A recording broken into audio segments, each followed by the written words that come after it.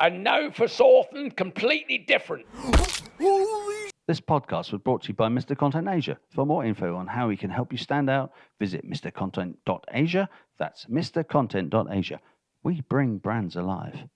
Well, welcome to the first episode of Under the Volcano, a podcast in which two blokes from Norfolk in England discuss events of the week from the paradise island of Bali. Confused? You should be. We certainly are. My name is Nigel Simmons, and I'm joined today by my co-host, Mr. Ian Wallace. And yes, we are both originally kind of from Norfolk. If you know where that is, congratulations, commiserations, and everything else. But so without further ado, I'd like to say hello to Mr. Wallace. Hello, Nigel. How are you, boy? I'm good. Thank you. Hint, I'm good. Hint that, yeah. Yeah. So this is the second time we've done this. It is. Yeah, we did it last week. And let me just open a beer. Hang on, fuck. Yeah, we did it last week, and it was good. But our producer, Mr. Fleety, how should I describe him? The small but perfectly formed Australian. Australian. Let's not hold that against him. Yeah? No. Mr. Fleety, he had some technical problems. So while it was a fun episode to do, it didn't sound great, honestly. No. And so we're going to blame him for that. So any other future technical problems, we're going to blame Mr. Fleety from, we should name the studio, should we, Fleety? I don't know. Anyways, Double Espresso Studios coming at you live from Kuta in Bali. Yeah, or something. What's going on with you, Mr. Wallace? Well, I got married. Oh, fucking hell. Yeah, you did. Yeah. When was that? Again. Again. Last Saturday. Oh, yeah? Last Saturday, yeah. Number... do we have to go into the numbers? No, probably not, because she's going to be watching, isn't she? Number 3. Number 3. Yeah, okay. Yeah. Third time lucky. Right. Yeah. And how was it? I mean, she's from Bali? Yeah. Oh, She's right. from Java. Yeah. Oh, she's from Java? Yeah. Okay. Whereabouts? But lived in over just... You don't know, do you? No. Have you been over there to meet them? Yeah, I have. Yeah, just over the water. Yeah. No, her family live in Denpasar. Right. And she has always lived in Denpasar with the small little soiree into Java. Right. So, yeah, no, it's great.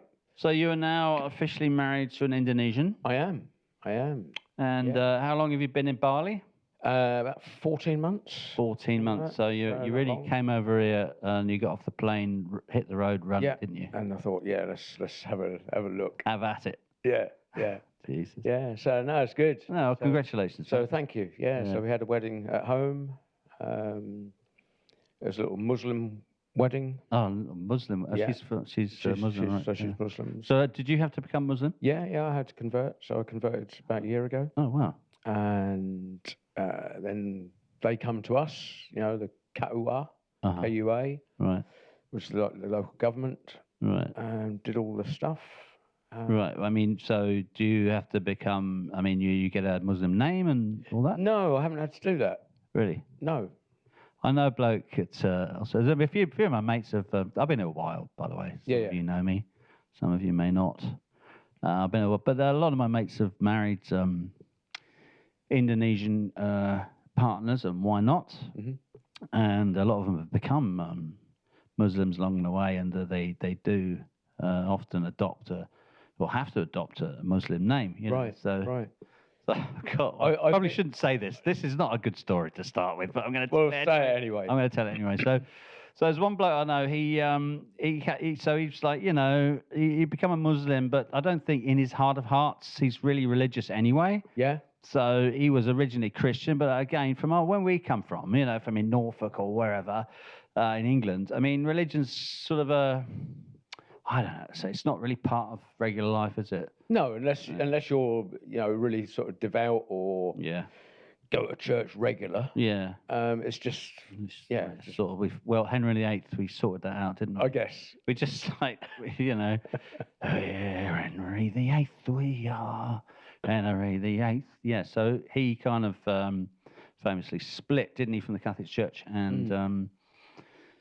we all became Protestants, which is basically a sort of an excuse for not having a religion, isn't it? So you can get married, as you have, several times, because in the Catholic Church, of course, you can't. I mean, Exactly. you're supposed to be married forever, right? Yeah. And I'm pretty sure that in the I'm not sure in Muslims, I think you can have several wives, right? Yes, If you're you a Muslim. can. Yeah, okay, Can. so Yeah. you got that going for So you. that's a bonus.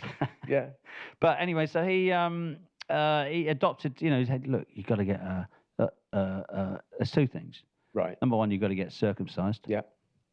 So that basically came down to the chap coming over. What was this? Well, the imam. Yeah, the imam came Yeah. over. Imam came With over. the And said, right, and it came down to, because he hadn't been, circumcised, and it was a question. He said, "Have you been circumcised?" He's like, "Yes." Exactly. That was the first one. So, and the second one is like, you need to choose a name. So he chose the name Mustafa Rizal.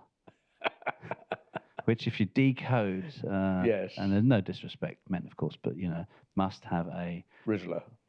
Yeah, so Yes. that was back in the day. Yeah.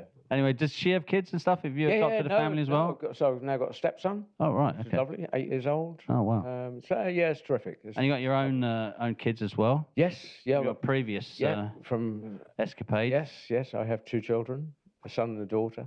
My son's over here. Oh, he Son's is, here. yeah. I think I met him, Archie, right? Yeah. Yeah, shout out to Archie. Yeah. Hello, Archie. Archie Wallace. Archie Wallace. Yeah, and your name's Wallace, which is, what is that, a Scottish name? It's like a... Yeah. So... Sounds like I'm interviewing you, and it wasn't does. really supposed to go like this. Well, we can try this if you like. Do you want the story of my... Yeah, go on then. Yeah, go on. Yeah. You can always cut it out. Exactly. So in 1760, we only found this, my brother and I only found this out in the past 2 years. Yeah. Right? My family came from a place called Wallachia. Oh, Wallachia, yes, I think I know that. Which is near Moldova and Romania. Yeah. It now doesn't exist. Right. Anyway, in 1760, Right. so they were Jews. Right. And they got hoofed out of Wallachia. Right. By whoever. And they all trundled over to Scotland. Huh. Like you would. I mean, Yeah.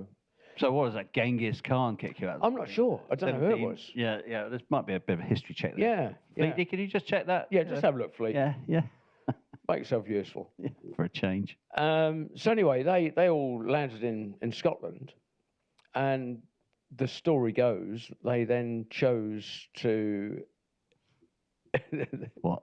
They then had to choose a name. Okay. So I thought, well, Wallace is a Scottish name. Well, we come from Wallachia. Okay. Well, that works. Yeah. That works. We'll call ourselves Wallace. There you go. Yeah. Synergy in action. Yeah. Yeah. Because he was Wallace, of course, famously the one hung, drawn, and caught. That's the one, and that is, in fact, my brother. From another mother. Shout out to William Wallace. Oh, William Wallace and his descendants. Yes. Does that mean you got a claim on his the film rights and all that? Yeah, absolutely. Yeah. There was that film with what's his name? Mel Gibson. Mel Gibson. Yeah, and his lovely teeth. Oh, and his lovely teeth. Yeah. So yes, that's a potted history of the Wallace, or my Wallace. Okay, so you're a Jew that's married Muslim. Okay. Well, this is good. I mean, I think in a progressive world that should take place. Absolutely. Absolutely. But don't tell that to Netanyahu. But no, we'll keep that quiet. Yeah, dear me. Yeah. And then we probably should tell the story about how we met and why we're actually sitting here in Fleety's studio and talking in a Norfolk accent. Yeah. Up Cooter way. So, I'd been in Bali for maybe a month, and I'd always gravitated towards Sanur, and I went over there one day, went into this bar, and I overheard this bloke talking, and I got big ears, and so I listened, and he was talking about growing up in Norwich. Right. What's strange? So I sauntered over and said, "Where you from, Norwich?" Right. And he said, "Well, yeah, sort of." And it turns out that you and I went to adjacent schools. Oh, that's right. Yeah. In Norwich. I went to the Hewitt, otherwise known as the Hurt. Right, and I went to the posh school next door. Yeah. Like in town close. Exactly. But I mean, just for those people out there who've never been to Norwich, don't go. No, I mean, get out. Don't go. What you can. Norfolk's a funny place in England. It's got a reputation for sort of, I don't know, should I say stupid people. I mean, I don't know. ain't so stupid. That's We- not we- fair. There's some famous people from Norwich, aren't there? There must Well, be, yeah. Nelson. Oh, there's Nelson. Look what happened to him. Yeah, Lord Nelson, yeah. Yeah, Delia Smith. Oh, Delia Yeah. Smith. Let's be having you. Yeah, What the she cook. said. Yeah, yeah. Who Well, else? she's also a Norwich Football Club. I think Lady Diana Yeah, she went to school. in Sandringham and all that. No. She went to school on the border near Thetford. I can't think what the place is. Right. But yeah, posh school. Posh, of course, posh. Yeah. And then who else? Norfolk people. Don't know. Bernard Matthews. Bernard Matthews used to do turkeys, Yeah. didn't he? Yeah. And now I was reading the EDP the other day. The Eastern Daily Press. Yeah, because I have nothing better to do in Bali. Yeah, actually, that was the first place I went for. It was my first ever interview for a job. What, in Halesworth? But at the Eastern Daily Press in Norwich, yeah. And I walked in, because I wanted to be a journo. And I subsequently became a journo, but not for the Eastern Daily Press, as you were about to find out, I think. So I walked in, and I was a young boy, and they talk a bit like that in Norfolk, so there's a sort of a... What was that, Fleety? That's me. Oh, it was you. So they talk a bit like that. They got a bit of an accent. Yeah. Although my accent's, I can't quite remember it. You sound like you're from Somerset at the moment. Yes. I kind of get mixed up with that whole kind of Somerset and Norfolk thing, so... Yeah. But you've got more of it. That's all the inbreeding. Yeah, that'll be it. Yeah. Anyway, so I walk into this interview and I'm fucking, I don't know, I must have been, 18? I'd just done my A-levels. Right. And I was very excited. I was very nervous. And I walked in and it was lunchtime, So they'd obviously scheduled this interview for this young kid for lunchtime. And there was, I guess he must have been the news editor or some sort of editor. Mm-hmm. I walk into his office and in my ill-fitting suit. And he's got his feet on the desk, Right. Which is when you're 18, and this would be 79 or something. I don't know, somewhere around there, maybe earlier. Yeah. And walking, he's got his feet on the desk, and he goes, so why do you want to be a journalist? And that's just like that fucking stumped me. That did, I mean, I was like, well, because my brother became a journalist, and there was lots of free stuff, so I thought it might be a good idea, and I can spell. But I sort of didn't say anything. He said, "You got any uncles or anything in the business? That's usually how it happens. It's like someone's got an uncle or like a father or whatever." And I was like, I didn't even think to mention my brother. Right. And I said no, like that, and and I really had monosyllabic answers. And needless to say, I didn't get the fucking job. Right. Because I didn't realise it was such a club, Yeah. And I just thought it was all about spelling. Yeah. So, that was my EDP story. That's really interesting, isn't it? Because I think in those days, we were fortunate if we had friends in an industry or whatever. Yeah, it would get you in, Yeah. I worked for Coleman's in Norwich. Mustard people. The mustard people, Because my father worked there. Oh, right, okay. And because he'd worked there, I got a job. What did you do there? I was a forklift driver. Ah, forklift driver at Coleman's. Yeah. For about 7 years. Right. Damn. Longest job I've ever had. Well, yeah. Being paid, by being employed. Bloody hell. I mean, the career prospects, when did you realise that maybe, after 7 years of about driving a 6 years, 6 years and 3/4. Yeah. Oh, Jesus, man. Yeah. Then how did you come to Bali? And I mean, how did you figure out, okay, I'm going to go to Bali and change my life and leave England and all that? My son Archie came out. He moved out here about 2.5 years ago. Right, Archie, shout out to Archie, yeah. Archie Wallace. Yeah. With his girlfriend and her family. And so they came out here. Right. And I came out to visit in 2022. Yeah. Okay, so you basically came on holiday and then... Came on holiday for 3 weeks. Met your missus, thought... No, I didn't. No, you didn't meet her. No, met someone else, and or just like the sunshine. Just came for a holiday. Came for a holiday and stayed. Yeah. No, came for a holiday. Went back to England. All right.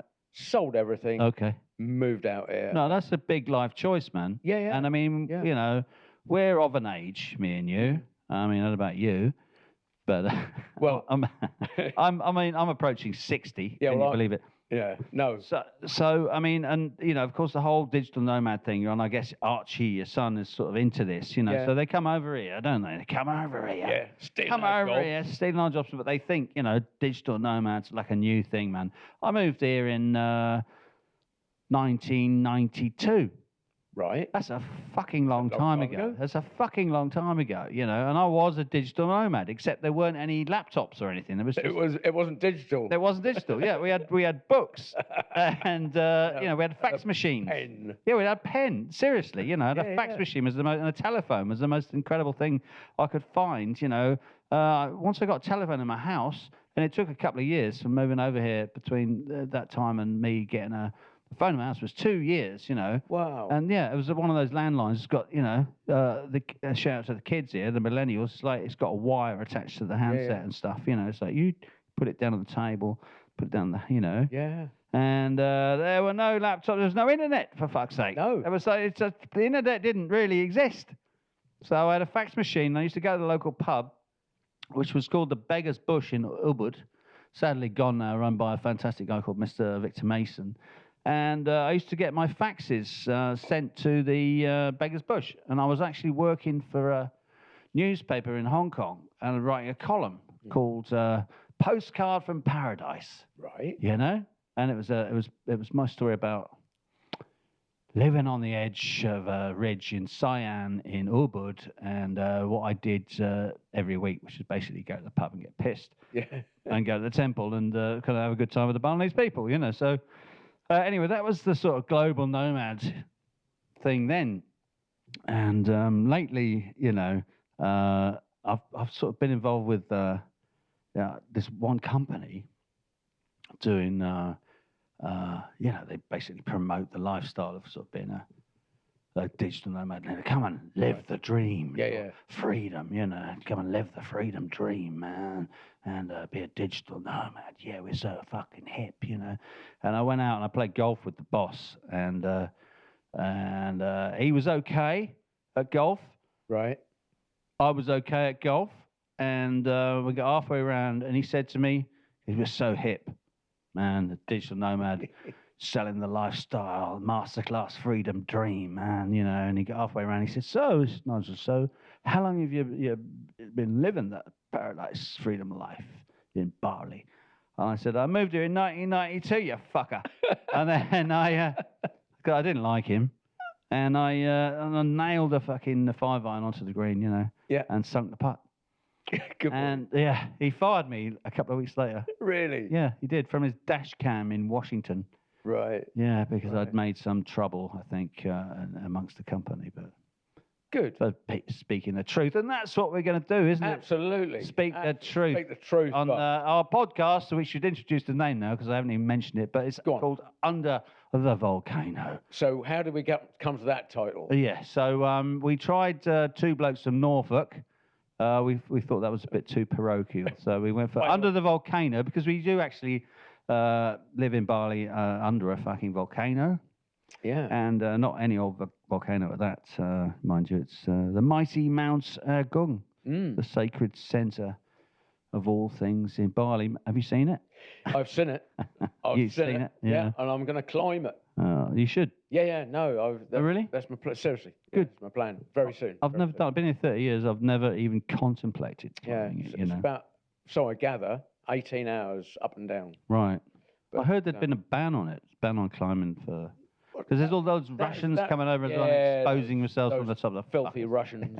Well, we love you, really, if you're in Bali. If you're in Bali and you're Russian, we love you. Yeah, do we? Yeah, we do. We do. No, we do. And if you're Ukrainian as well, we love you too. And Australians. Yeah, we love Australians. Draw the line to Australians? I think we can't draw any lines these days. No. But anyway, so you're really going to get up there, are you? Yes. Yeah. Right. Yeah. Yeah, because I go up to Ahmed quite a lot, and obviously that's just round the corner. Right, round the corner. So, yeah, I've got some friends up there who go up that volcano with monotonous regularity. Really? Every Friday afternoon? That sort of thing, yeah. Fucking hell, really? Yeah, seriously, yeah. Well, I've never done it. I just don't see the attraction of climbing mountains. I've never got that. Yeah, I did the 3 peaks in England, UK, 10 years ago, 12 years ago? What are the 3 peaks? Ben Nevis, Scarfell, and Snowdon. Okay. You do it in 24 hours. Oh, they're all in the same sort of area? No, one's in Scotland, one's in England, one's in Wales. Oh, fuck. How can you do that in 24 hours? Where were you in geography lessons? Asleep, yes. Town close. Yeah. I was dreaming about drumlins and stuff. So you do, do that in 24 hours. Ow. It's all right. No, it's good. People do it. We did it in about 25 because we got. Well, how can you do it in 24 hours if they're like in 3 different places? Because you drive like a maniac between. Seriously. Is there drinking involved? No. Well, you don't have time. Right. So you start at Scotland, presumably. So you drive up to Scotland the night before. Fuck. Yeah. Start Ben Nevis about 6 o'clock in the morning. Right. Scamper up there. Back How long down does again. that take? I can't remember. Yeah. And then drive to the Lake District. Right. Scamper up and down Scarfell, but we scampered not quite far enough. Okay. We started to come back down, and then realised we hadn't been to the top. So I thought we're going to do this properly. So we went back up to the top. Oh wow! You did it twice. Yeah, and back down, and then drive to Wales to Snowdon. Bloody hell. Stumbled up and down that, and finished. But yeah, about 25 hours. But it was great, fantastic experience. I just don't see why there's no alcohol involved in that. There's not time. Really? And if you're pissed, you wouldn't do it. No, but if you're efficient, you could just have a. Well, you wouldn't do it, would you? No. I've got mates as well, old mates, who've climbed the mighty Mount Agung with no shoes on and quite possibly pissed. Yeah, that doesn't surprise me. But this is Bali. Yeah. So, which also, that sort of nicely links into another reason why we've called this podcast Under the Volcano, because there was quite fittingly a book written of the same title by a certain Mr. Malcolm Lowry, and I think that was in the 40s. Right. Yeah. And I've never read it, but I have seen the film. There's a film as well with Albert Finney. It's fittingly about it's a novel, and it tells the story of Geoffrey Firmin, an alcoholic, a British consul in the Mexican city of somewhere I can't pronounce, Quahanahook. Yep. On the Day of the Dead in November 1938. Yeah, Under the Volcano. So it was made into a movie, and there's great clips. I might actually play a clip from the movie right here. Okay. So, Mr. Fleety, we're going to pop that in. Brief silence.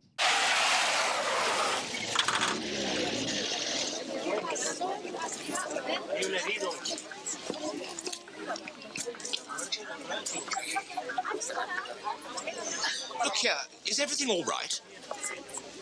I say, what's the matter here? Nothing. Absolutely all right. All right? We're lying down in the middle of the road. All right, just the same. Thank you very much. My dear fellow, we're lying right down here. I might have run you over. Are you sure there's nothing wrong?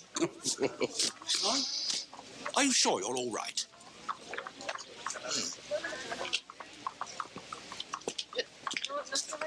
Haven't I seen you somewhere before? Oxford? No, Cambridge. You're wearing an Oxford tie. Oh, the tie. No, that belongs to my cousin, as a matter of fact. We're headed for Guatemala. We're making a little tour of the temples, don't you know? Splendid country, isn't it?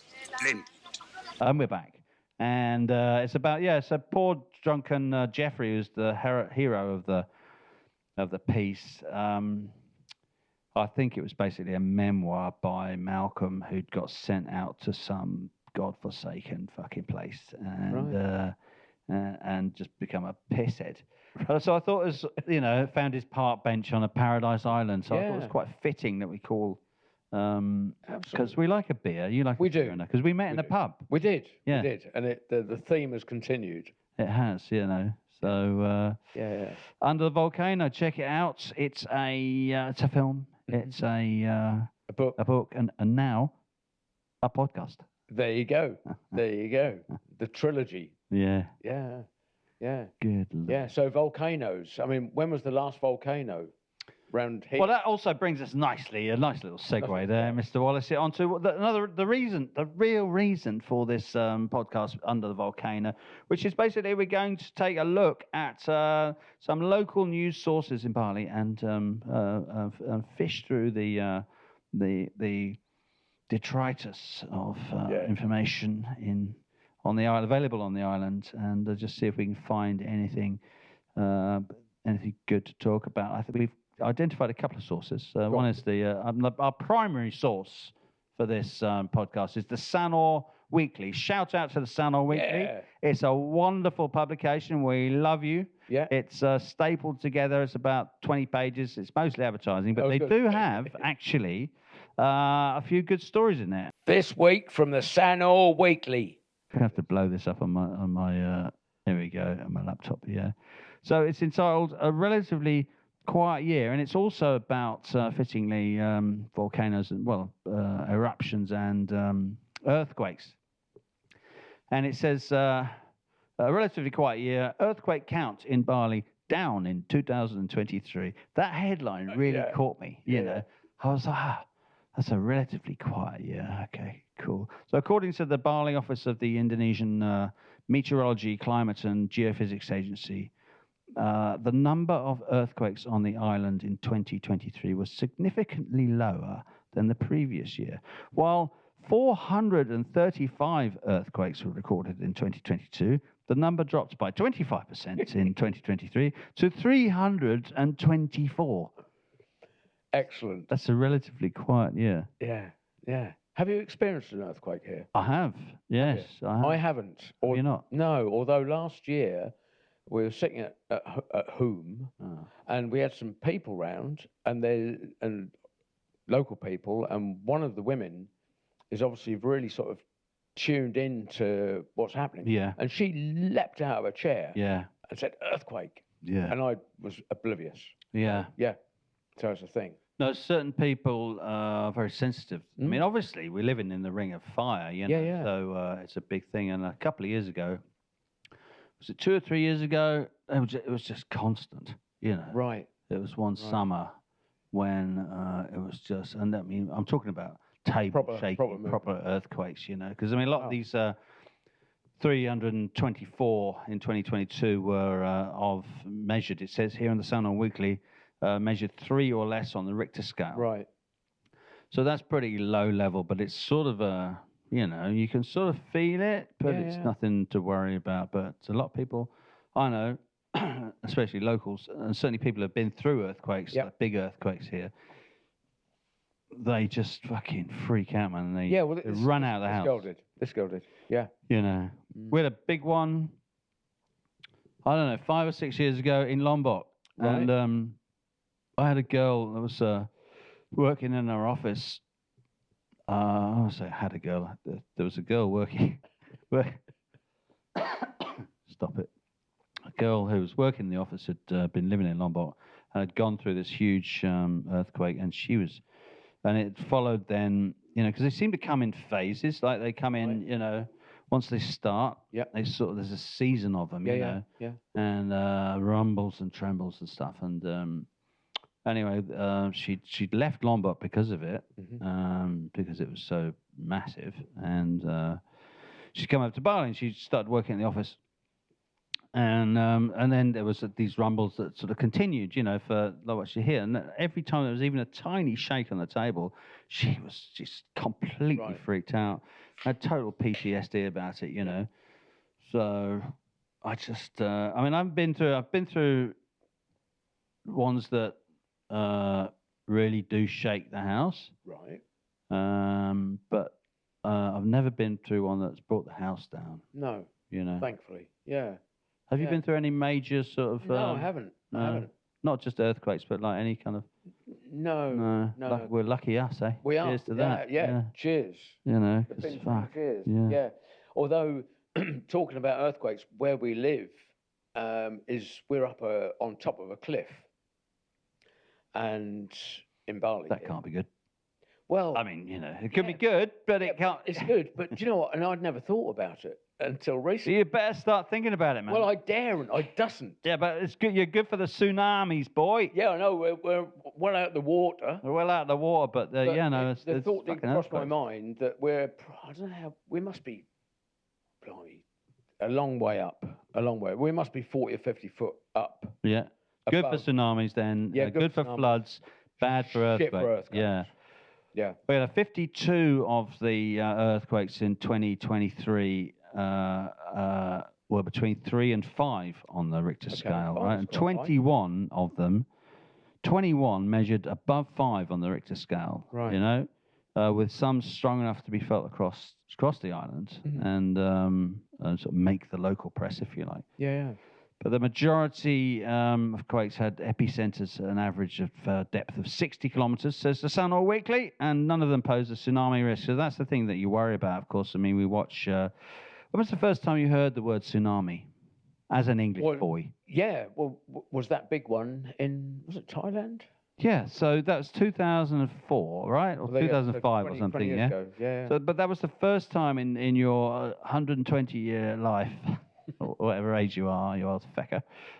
65. I was 65 last Friday. Right, last Friday you were 65. But I mean, you were like 40 when you first heard the word tsunami. And then I was really amazed when you saw how you spelt it. Yes, well, there's that. But I mean, we grew up with because we were forced to read the Bible. So was I. It was all about the tidal wave, wasn't it? It was about Moses and parting the sea. Was it Moses? I don't know. Was that tidal wave? No, it was a plague of frogs and shit. I don't know. Moses, he split the sea, didn't he? Well, he split the sea, but what's the first tidal waves? There's tidal waves. It was all that. Solomon bloke. Yeah, that him. That pillar of salt. Yeah, but he was. But we never heard the word tsunami. It's a Japanese word, right? So, because in Japan, where they invented the fucking word, it's just like that shit happens all the time, and it's like over the last centuries, and that has just recently, and of course massively with the nuclear power station. Yeah. Yes. Yeah. You know, so that was a good idea, wasn't it? Building just. Yeah. So we got earthquakes, we got volcanoes. Yeah. We got everything going on.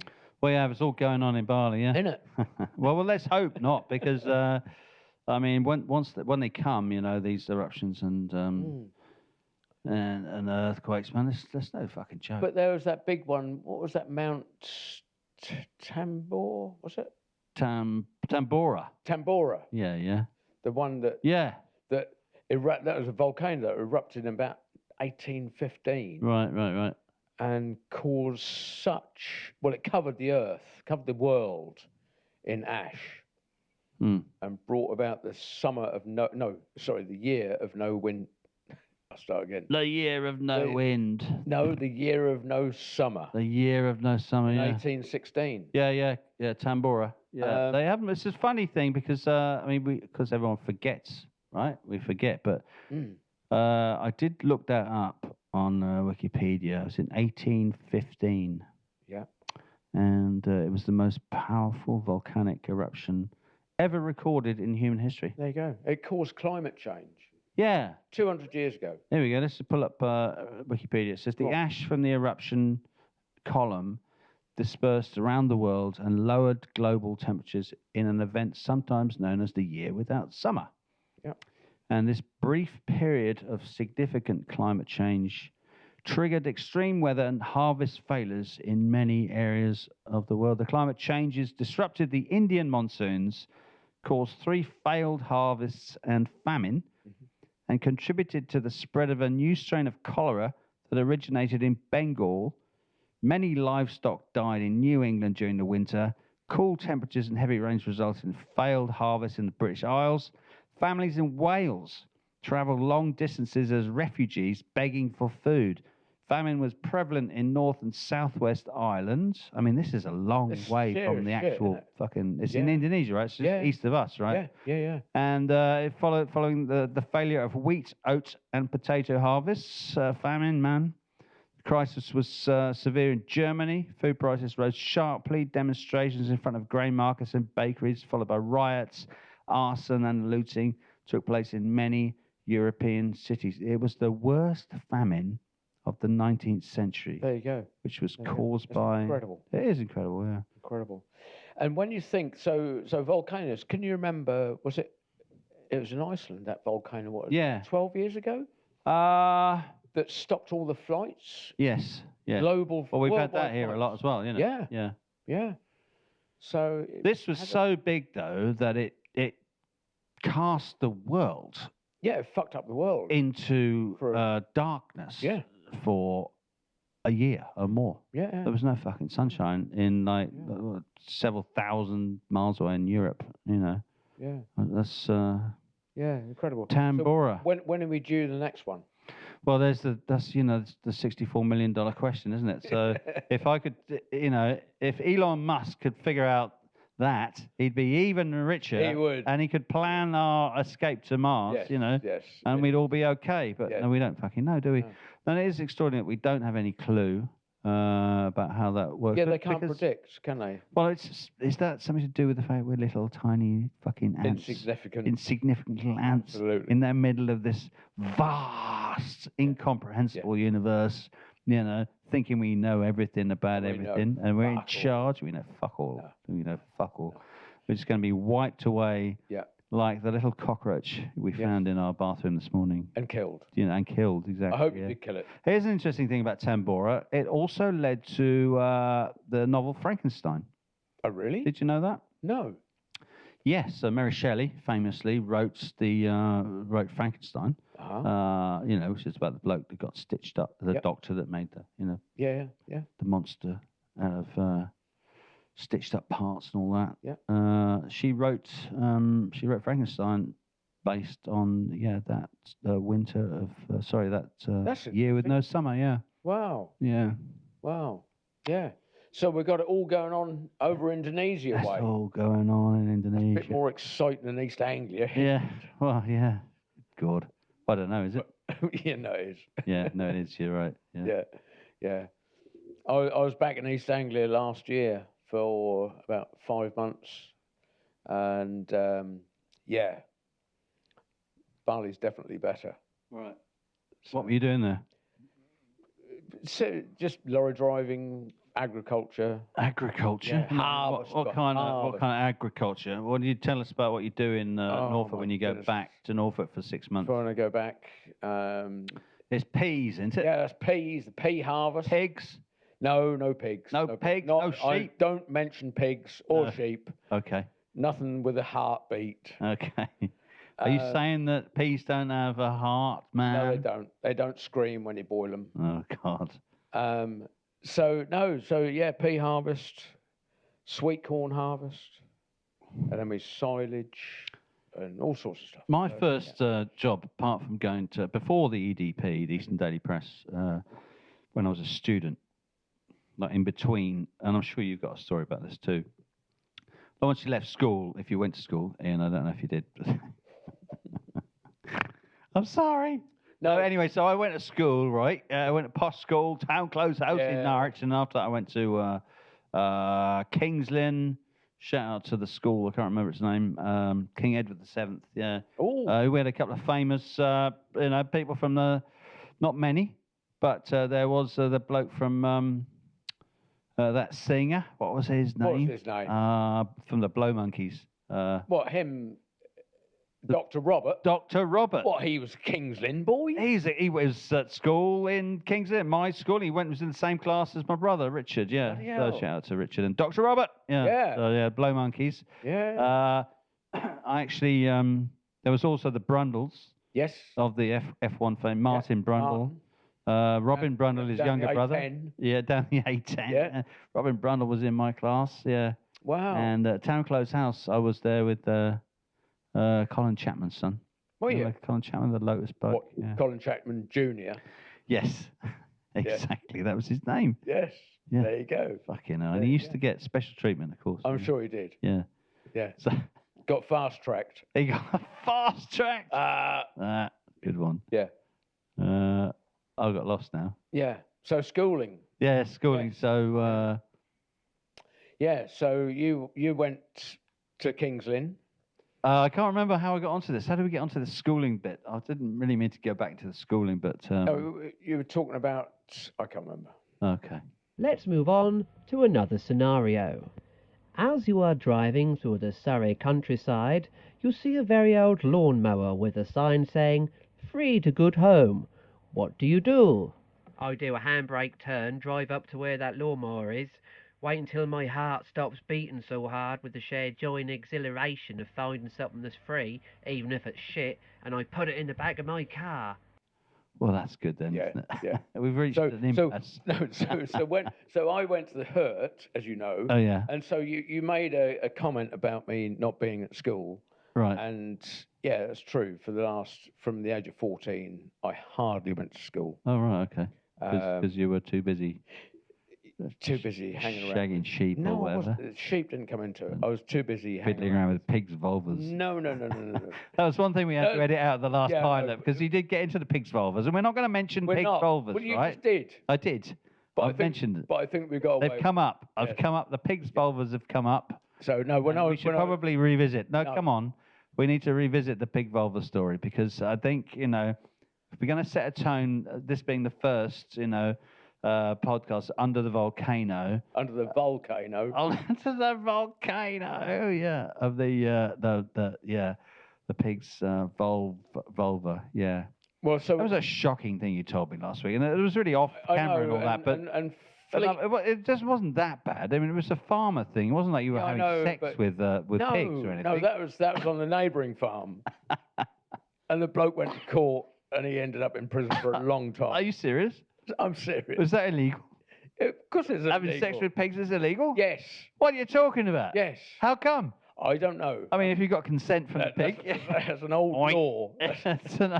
Oink. You okay? You okay, Daisy? She looked at me funny. She had that look in her eye, and I knew it was time. Yes. And I just went for it, Your Honour. Yeah, no, seriously, on a neighbouring farm. And there she is in the gallery, Your Honour, supporting me. I've got an Irish accent now. She's supporting me. She's supporting me there, and she was a Catholic pig. Catholic pig. She's there. She is in the gallery. Yeah, she's with, and this is the list. The offended alleged rapey swine, Mrs. Fenland, is in the gallery today, supporting her husband. Litter. Supporting her husband, who's in the dock for having sex with her. I don't know. Stop it. Getting off on a tangent there, yeah. No, the problem is that, he did. And it was on a neighbouring farm. It was in Ling, in mid-Norfolk. Okay, right. Okay, let's get back to Under the Volcano. Yes. Under the volcano, yeah. What do you want to know? The Sun or Weekly. Yes. Yes, and the Kuta Weekly. We're going to have a look at the Kuta Weekly. We're also going to have a look at the Bali update by Mr. Jack Daniels. So I think that has some interesting stuff. Do you ever come across that? No. Yet? No? Okay, well, we'll check that out, and whatever's also interesting. Let's just have a quick look at this week's Sun or Weekly. Go on. There's a story which I thought was good. It's entitled, "Let's Take a Boat."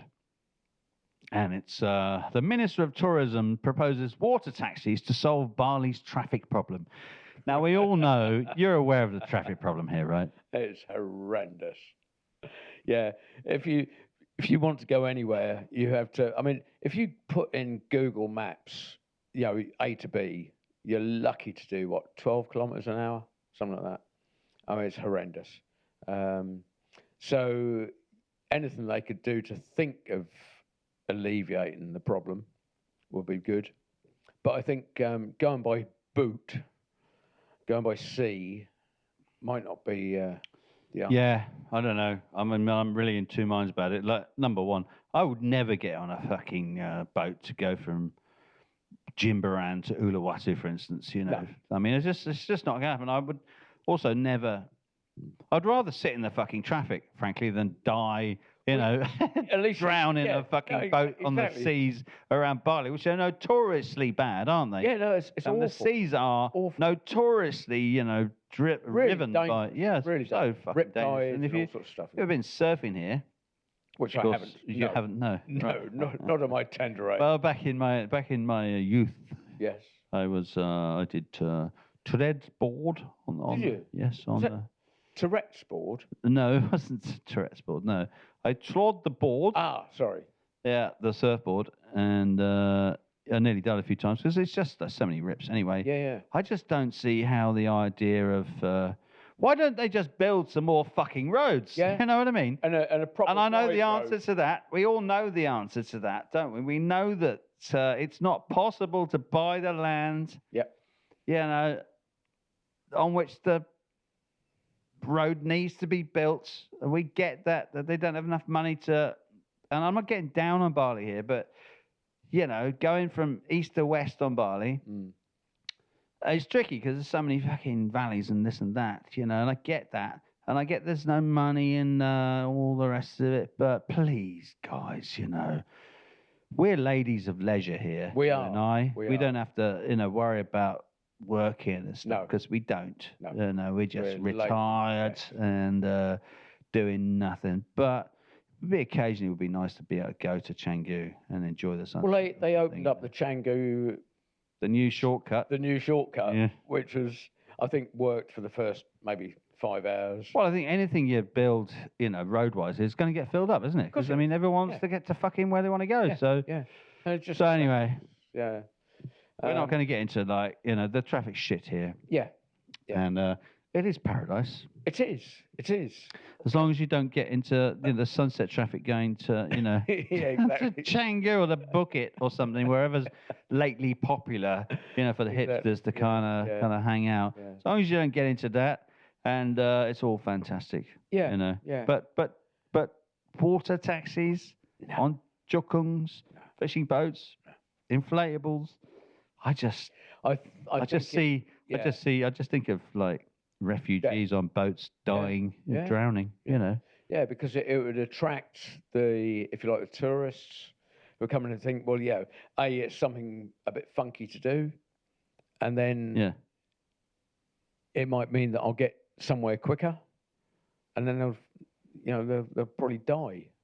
Well, there's the dying bit that I just don't see how. Really, Maybe they haven't thought through that bit with the advertising well, they for tourism. exactly. Are they going for like 7 or 8 million They're not tourists or going something? They to haven't Bali. thought through that bit, you know. So What's the get a mortality water rate? taxi. We've figured it out. We've solved the problems of fucking. That's only a mortality rate of 58%. Yeah, Fine. that's fine. You could be one of the 42%, the lucky 42%. They talk with a Norfolk accent in Bali. They absolutely do, don't they? Especially on that old tourism board. Ah, boy. Yeah. Yeah. Anyway, good. I hope you got a taste of what we're doing here under the volcano with me and Mr. Ian Wallace. What you haven't thought about, something we need to think about, is some kind of sign-off. Mm-hmm. Have you got any ideas what we could sign off with? What, some sort of Norfolk saying? It could be a Norfolk saying, or it could be a Bali saying, or it could be as simple as Om Swastiath. I'm off now. I'm off. Yeah. Off we go then. Yeah. Bye bye. See you later. Yeah.